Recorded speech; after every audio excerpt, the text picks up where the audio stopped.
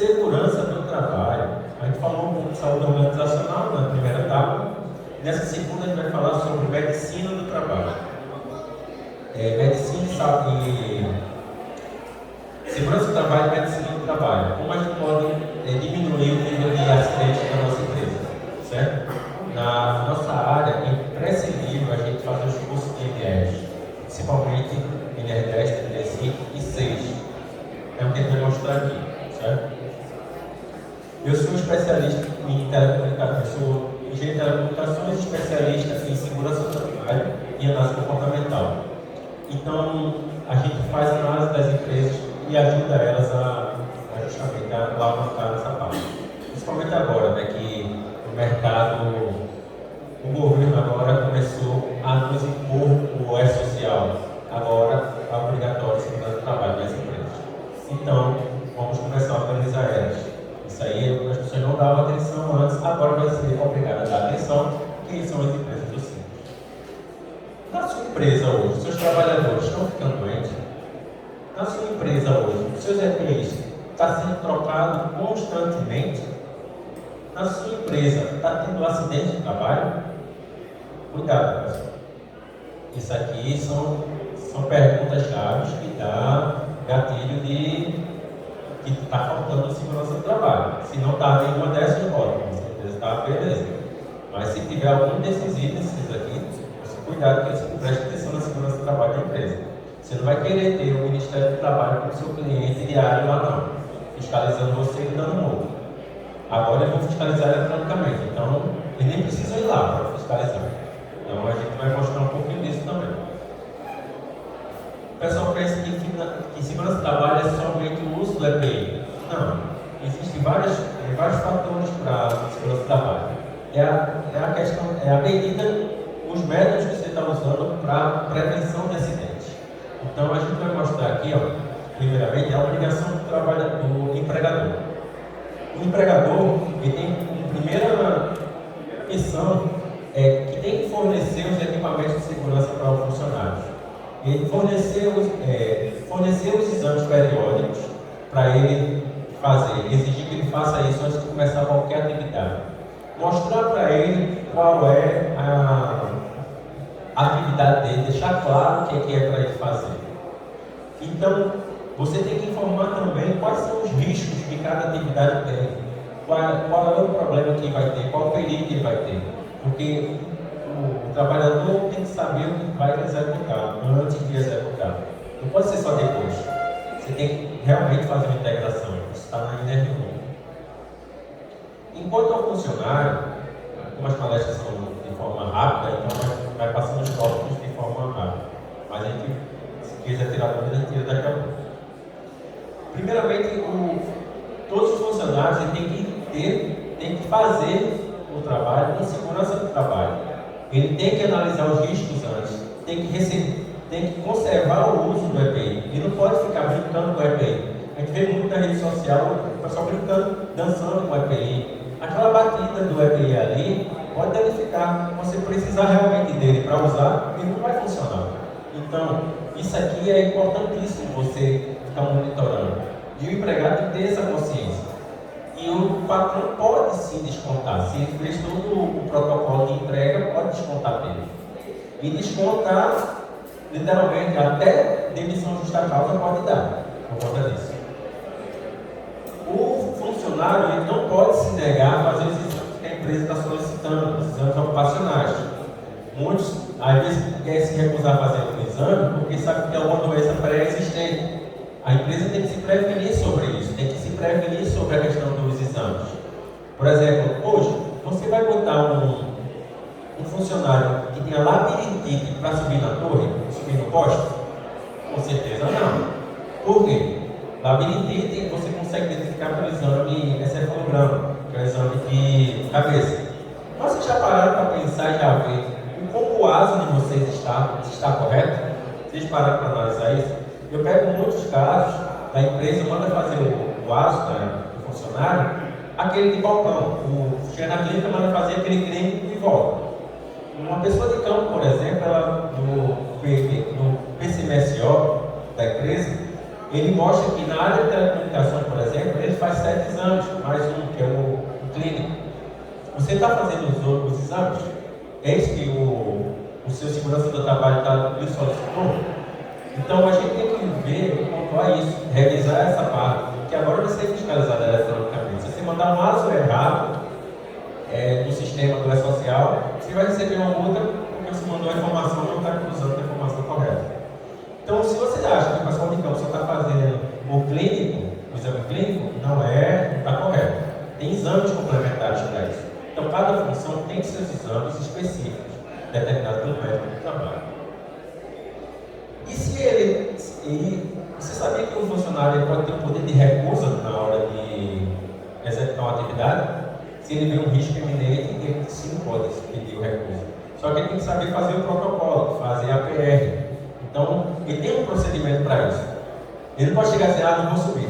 Só porque está chovendo, o poste está molhado, não pode subir realmente naquele momento. Ele pode se recusar, mas tem que saber fazer o protocolo. Ele estuda isso na R6, quando ele faz o curso. E quando você, por exemplo, hoje o maior risco não é o que a gente está fazendo na nossa rede. Nós, quando montamos nossa rede, tentamos usar equipamentos com qualidade. E acho que isso com todos vocês deve ser da mesma forma. O maior problema é que a gente tem que cuidar da nossa vida e da vida dos outros. Porque às vezes você chega num posto, imagina uma cordoalha energizada. Quem não já pegou uma cordoalha energizada? E aí mostra muitos vídeos, a gente vê na rede social. Então, isso é deixado para o concorrente. Ou nós mesmos estamos fazendo aí, que são negligentes, né? Mas a questão aí, o fato é, nós temos que, antes de começar qualquer atividade, identificar todos os riscos.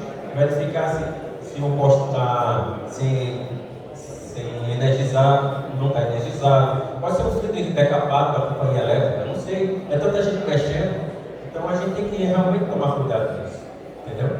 Então, por que hoje é importante a segurança do trabalho? Primeiro, é uma exigência legal. Hoje, todo mundo deveria fazer, ou agora todo mundo é obrigado a fazer, melhor dizendo. Quando você faz segurança do trabalho, você melhora o desempenho dos funcionários, dos colaboradores. Como isso? Se você usa uma ferramenta eficiente, uma ferramenta correta para fazer atividade, você diminui o gasto, diminui. Você deixa de fazer gambiarra, deixa de ter retrabalho. Isso reduz custos. Quando você trabalha com segurança do trabalho, é a mesma coisa. Quanto mais o funcionário sabe vestir o cinto, mais rápido ele vai vestir para fazer. Não, é rápido, é só ali é que causa um acidente, é só esse tempinho de tempo, numa rua a escada cai, é aí que causa um acidente, é aí que tem a morte. Ninguém quer ter um funcionário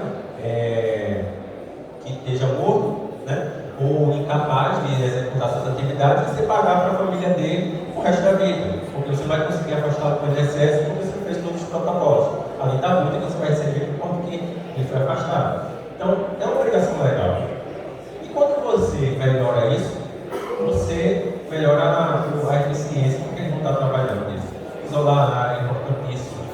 E lembrar que toda a documentação de segurança ela deve ser guardada por 20 anos. Você já começou na sua empresa? Ela tem já 10 anos. E aí? O seu histórico? Não tem histórico. Você pode começar como você quiser, mas isso tem que ser guardado por 20 anos. PPRA, CMSO, os atos, os cursos, os treinamentos, tudo tem que ser guardado.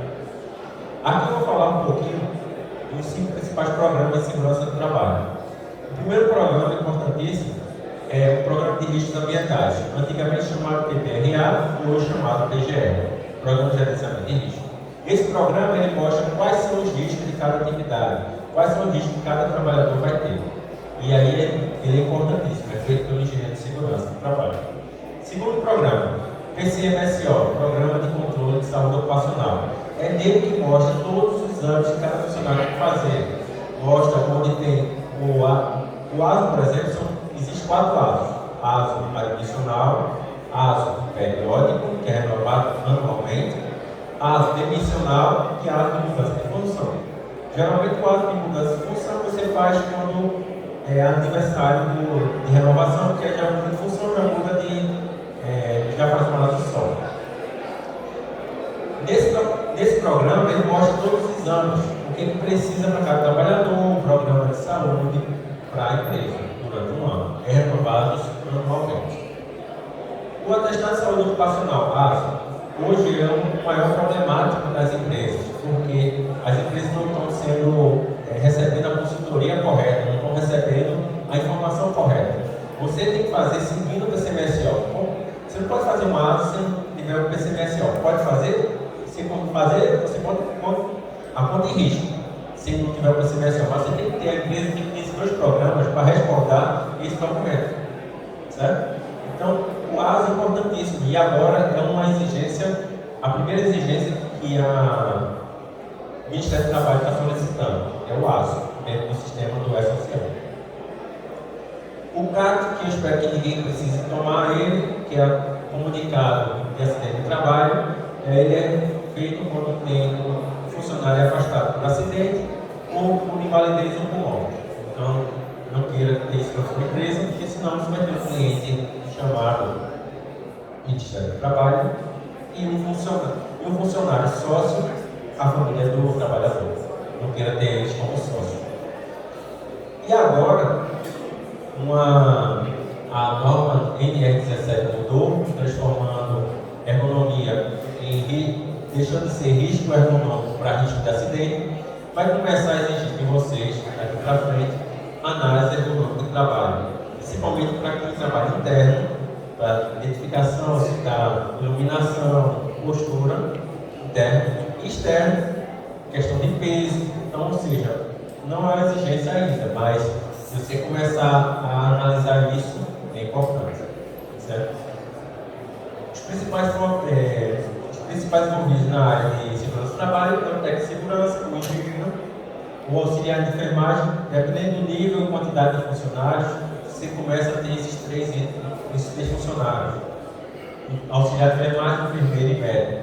O médico de trabalho, para a empresa pequena, ele pode assinar até 100 empresas.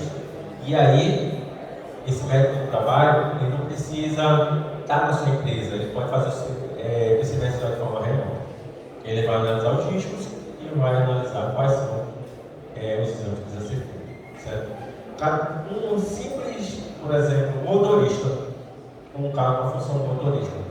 Você acha que ele é só o ASO simples? Ou tem mais exames? Hoje, tem pelo menos mais 2 exames, que é o de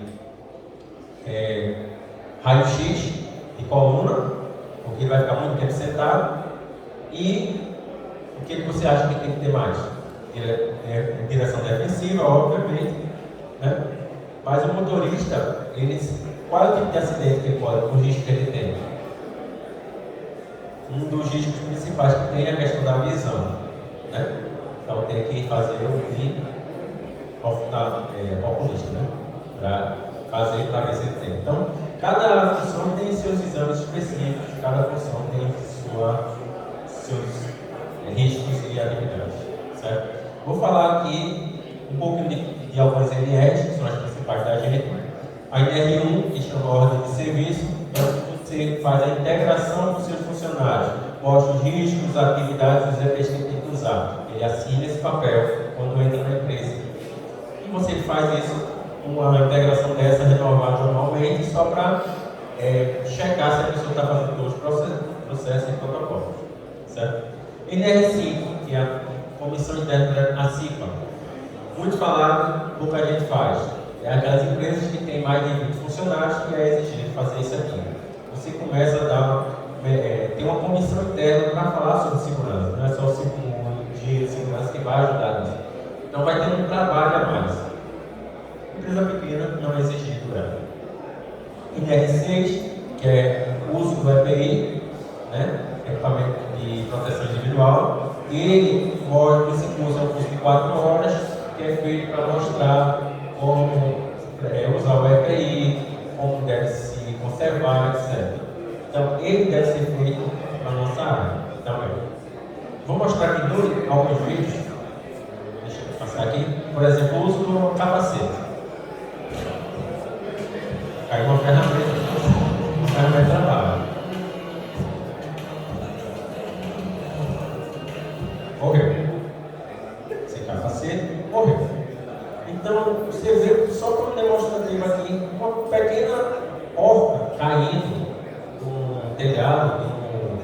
encoxada, uma ferramenta, tudo isso pode causar um acidente.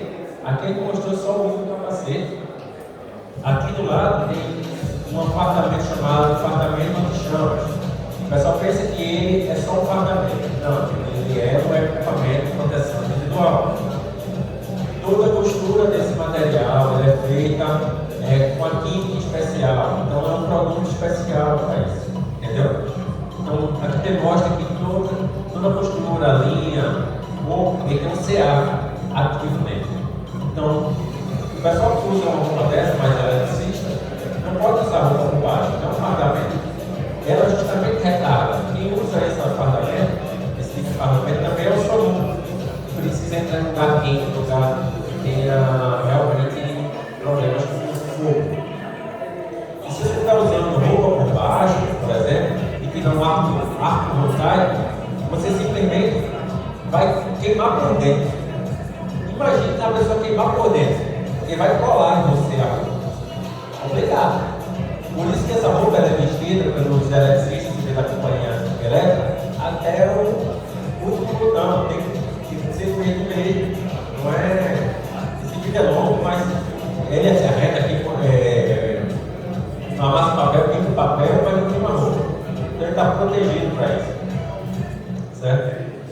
E aqui é um demonstrativo que o ferramental, o equipamento de proteção, ele não trava, ele não isso é uma funcionalidade, é porque está danificado se estiver travando. Então, por exemplo, ele vai demonstrar aqui o uso do trava-quedas. Ele vai subir nessa estrutura vertical com uma rede de vida, mostrar que ele sobe de forma tranquila, sem nenhum problema. Travando um pouquinho, mas vai vamos lá. Então ele sobe e depois demonstra que vai cair nesse vídeo aqui. Ó, já está subindo. Está percebendo que o equipamento não trava, ele sobe e flui tranquilamente, não tem problema no equipamento. Ou está na posição errada, ou a pessoa não está sabendo usar, isso aí depende. Um ponto importantíssimo: subiu uma estrutura, primeiro se prende um ponto de atenção, para depois se soltar da linha de vida que está. Às vezes já acontece acidente justamente por isso, porque a pessoa solta e depois prende, aí caiu, morreu. E aí, você quer isso para a sua vida? Você quer isso para a sua... Lembrar que a sua família está em casa e ela quer ver como você chega no final. Aí ele desceu, mostrando que o equipamento funciona na forma 100%. Ele desceu, desprendeu,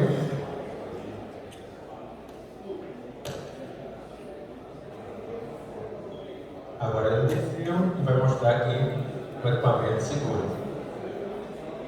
Muitas pessoas usam o EPI e não confiam nele. Como é que pode isso? A gente faz lá em Olinda, que vai acontecer agora dia 11, 12, 13 de maio, a gente faz o simulador de segurança. A gente faz justamente, tem um rapel lá para mostrar e faz a pessoa descer de cabeça para baixo no EPI, e as pessoas dizem não confiam nisso. Por quê? Não confia no próprio EPI, certo? Duas normas, que aqueles dois documentos eles não saem de nada, eles saem dessas normas. Em NR7 sai o PCMSO, em NR9 sai o PGR. Então ele não é uma norma específica para poder fazer a documentação. Então a gente tem elas. Certo? As principais que a gente usa na nossa área, NR10, que é segurança em eletricidade, e NR35 em altura. Se você não trabalha perto de alta tensão, não precisa fazer o certo. Ou só o NR básico normal já resolve. NR17, que é a ergonomia, que é a parte de postura. NR33, para quem trabalha com espaço confinado, com dutos subterrâneos. Isso aqui é importantíssimo, porque o curso só pode entrar em dutos subterrâneos se houver um procedimento para a NR33. Certo? E aqui, para finalizar essa parte de segurança do trabalho, os principais pontos que podem causar acidentes no trabalho. O primeiro fator que trabalha é a falta de concentração. Ambiente de trabalho não é ambiente de brincadeira. Não se deve ficar brincando na hora de estar trabalhando. Isolar a área que você está fazendo. Isso aí, acontece acidente por distração mesmo do funcionário. Esse é o maior índice de acidente de trabalho na nossa área. A questão de brincar na área. Às vezes a empresa ela quer que o funcionário faça as atividades no prazo curto. A falha da gestão, você querer que o seu funcionário faça 1000 instalações e só pode fazer 100. Então a gente tem que saber dimensionar, melhorar as metas. Certo? Um item importantíssimo também que causa uma problemática na hora de causa acidente de trabalho. A pessoa não quer limpar a área de trabalho. Não fui eu que sujei, não vou limpar. Isso é precisamente errado. Você fazendo esse tipo de atitude, você está botando você em risco. Por exemplo, um simples capo de vidro, se tiver lá, na hora que você tiver uma atividade que você se corta, é um acidente de trabalho. E as pessoas, só porque não causou morte, não é acidente de trabalho, é considerado acidente de trabalho, só porque a pessoa não limpou. A pessoa está trabalhando no telhado, vai passar por baixo do telhado, de uma laje, e tem que se ajoelhar e não limpa a área que vai ser executada. Tomar cuidado com isso. A falha de comunicação entre gestor e equipe, isso também causa acidente de trabalho. Vocês têm que gerenciar sempre os seus funcionários que estão usando. Agora mesmo, por exemplo, algumas companhias elétricas com compartilhamento de custos, elas estão exigindo que as empresas façam uma integração com ela para habilitar os funcionários que vão subir no custo. A Energisa do Tocantins, por exemplo, ela nos convidou para poder fazer a integração para a gente poder dar treinamento lá. Então, a gente dá treinamento para equipes, as empresas da Energisa vão botar uma equipe dela própria para ficar fiscalizando na rua, para pegar os funcionários que estão subindo no poste. Quando ele sobe no poste e vê a pessoa, ele manda descer e pergunta: cadê sua autorização? Aí ele vai consultar o sistema deles e não está autorizando, vai interdita a atividade, não faz a atividade. Imagine se todas as companhias elétricas fizessem isso, era mão na roda, as pessoas não iam trabalhar sem segurança. Evita acidentes. Quando de acidentes acontece porque alguém levou um choque em cima do poste, isso aí é importantíssimo olhar para esse lado, entendeu? Desobediência das normas. Funcionário que desobedecer às normas, você pode punir, pode advertir. Então a gente tem que começar a analisar isso, ficar a conscientização. A gente não deve só fazer o treinamento de NR10 e 35 de 2 em 2 anos. A gente tem que fazer mensalmente palestras sobre segurança, que chamam de DDS. A gente tem que fazer um programa contínuo de acidente de trabalho. O que você faz hoje de diferente entre os 2 treinamentos, entre os 2 anos? O que você está fazendo? Um simples videoaula ajuda o cara a melhorar o nó, melhorar a rapidez de produzir. Então, N coisas podem ser feitas, certo? As principais dicas aqui que é o foco dessa parte são 4 dicas. Primeira dica: garantir a integridade dos seus trabalhadores, analisar o risco de cada atividade, melhorar o desempenho deles. Isso melhora a produtividade. Segundo ponto, você dá os treinamentos necessários, ferramentas necessárias para eles. Então, se você dá ferramentas corretas para eles e material de qualidade, com certeza você não vai ter uma redução de custos para a empresa e melhoria no desempenho deles. Isso aí é importantíssimo se você dá a ferramenta correta. Deixa de fazer gambiarra, deixa de fazer arrumadinha. Se ele faz uma instalação muito depressa, ele vai deixar um nível alto de sinal. Se ele faz isso, o que acontece? Você vai ter que ter um retrabalho com a nova equipe. Quanto você vai gastar para isso? Entendeu? Isso aí é fundamental. Então a gente tem que sempre pensar em treinamento de segurança, treinamentos motivacionais, o que você consegue capacitar o seu colaborador vai melhorar o desempenho dele. Terceiro, um fato que o pessoal se atrapalha muito. Estipular metas. Você como empresário sabe os KPIs da sua empresa, você sabe quais são os índices da sua empresa, o quanto você está tendo de quantas atividades você tem. Quando você define responsabilidade, melhoria de metas, você consegue justamente ajustar isso. A questão de dar um método tangível para o seu funcionário, isso é importantíssimo. Certo? E a última, se uma empresa que puder dar um plano de saúde para o funcionário, ela vai conseguir realmente trazer ele para perto dele. Certo? Pronto. Fez sentido tudo isso aí, pessoal? Esses 4 livros.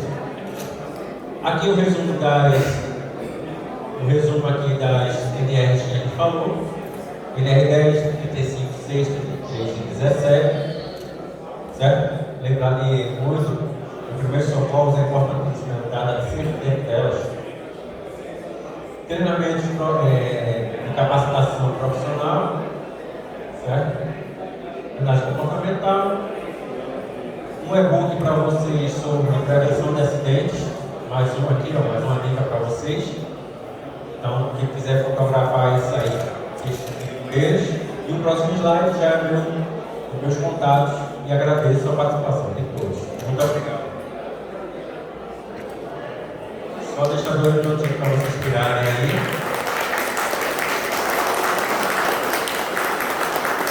E aqui estão meus contatos para quem quiser vir pelo WhatsApp esse material.